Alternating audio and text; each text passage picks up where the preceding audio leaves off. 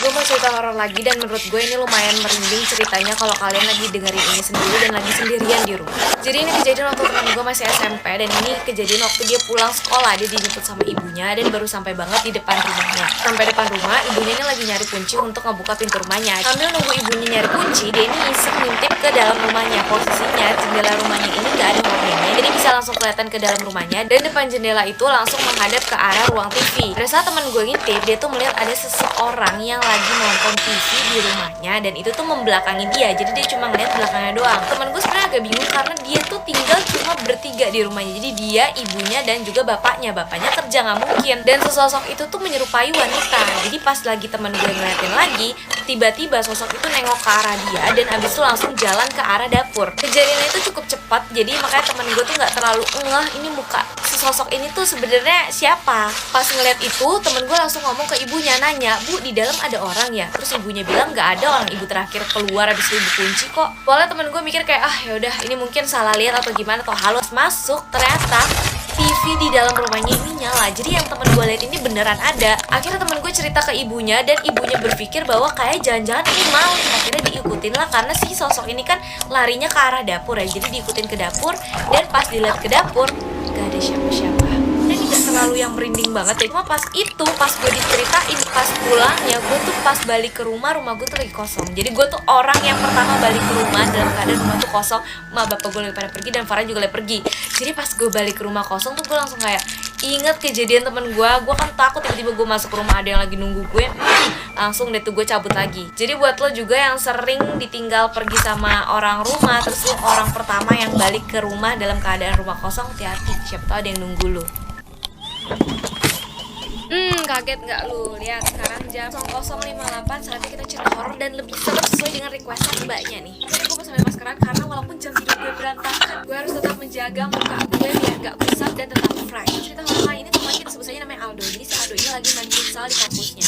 Kalau main futsal dia ini ada kelas, tapi kan habis main futsal itu kan gerah gitu lengket. Dia pengen mandi, kalau pulang dulu takutnya nggak keburu untuk balik lagi ke kampus, takut telat. Jadi akhirnya dia memutuskan untuk mandi di toilet kampusnya. Karena si Aldo ini tahu kalau dia ini nggak mau mandi di toilet fakultas dia. Jadi dia mandi di gedung S2 yang ada di kampusnya dia nih. Toilet di gedung S2 nya ini cuma ada di lantai 3 alias lantai paling atas. Nah gedung S2 di kampusnya ini memang nggak terlalu ramai. Bener aja pas si Aldo naik ke atas buat ke toilet, dia di lantai 2 ketemu sama OB karena lagi bersih-bersih. Udah tuh dia sapa, abis itu dia tetap naik lagi ke atas. Soalnya dugaan kamar mandinya sepi, nggak ada orang. Yaudah akhirnya masuklah ke kamar mandi untuk bersih-bersih nih si Aldo. Di tengah-tengah kegiatan si Aldo mandi, dia ini mendengar suara langkah kaki yang ngedeket ke arah kamar mandi. Cuma dia ya udah aja, mungkin memang ada mahasiswa S2 kali yang mau ke toilet juga. Dan di kamar mandi itu biliknya ada 2. Jadi pas Aldo masuk kan memang kosong kan bilik semuanya. Jadi dia mengira kayak yaudah nih paling orangnya mau ke bilik satunya lagi. Jadi dia santai aja mandi. Tapi anehnya langkah kaki itu cuma bolak-balik di depan bilik kamar mandinya si Aldo. Dan tuh Aldo nih ngedenger suara ketokan pintu dari luar. Posisinya itu Aldo lagi keramas dan dia tuh kaget diketok-ketok dari luar. Pas dia lagi mau bilas, tangannya kan ngusap mukanya nih. Dan matanya melek, dia melihat ada Mbak Kunti di depan dia lagi tersenyum. Dan pas muka Mbak Kunti ini nongol, mukanya itu full hitam semua kayak gitu.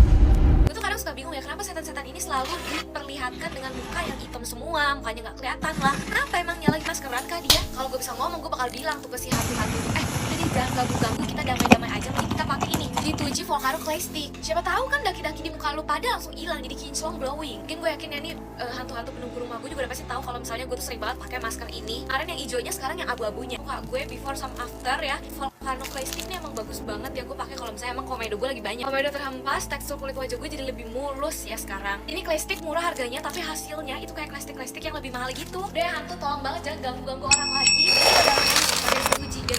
Kalian lihat ini jam berapa sekarang? 00.03. Kalau udah begini saatnya apa kita? Saatnya cerita horor. Cerita horor kali ini dialamin sama temen gue sendiri. Jadi waktu itu dia lagi di rumah berdua doang sama ibunya. Posisinya itu dia lagi di kamar dan dia aus. Akhirnya dia hamster untuk ke dapur. Pas dia keluar dari kamar, dia tuh ngeliat ibunya lagi nonton TV di ruang tamu. Setelah dia ke dapur, tapi dia kaget banget pas sampai di dapur. Karena apa? Karena dia melihat ibunya lagi masak di dapur. Dia benar-benar kaget banget karena dia barusan ngeliat ibunya di ruang tamu, tiba-tiba sekarang ada di dapur. Lalu kayaknya kalau jadi temen gue ya, gue langsung hidup ke kamar karena iseng banget cuy. Kalau gue juga sebenarnya dia takut, makanya dia berusaha meyakinkan dirinya bahwa yang dia lihat itu nggak beneran, jadi kayak halusinasi dia doang mungkin kali. Kan yang suara bisik-bisik gitu.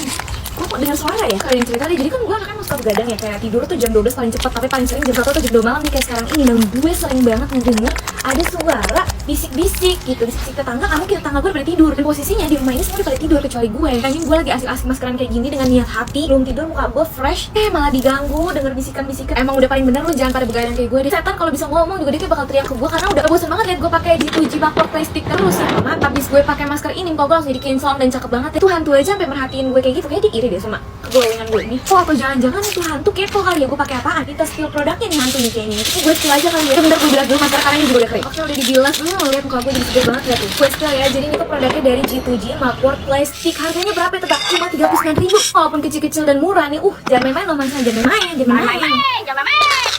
Lihat muka gue auto mulus dan glowing. Ini gue satu jerawat karena emang lagi dapet, tapi kalau nggak dapet mesti muka gue. Kalau kalian bisa lihat before sama afternya, ini gak gue edit sama sekali. Nih muka gue yang ini sama ya. Masker ini tuh bisa membersihkan pori-pori secara mendalam. Seperti yang kalian lihat, ini gue lagi ada jerawat yang meradang. Ini masker bisa menenangkan peradangan jerawat selama 12 jam. Masker G2G ini juga cocok untuk mengontrol minyak sehingga kulit kita jadi sehat, cerah, dan juga glowing. Udah gue spill ya produknya, tolong jangan ganggu gue lagi.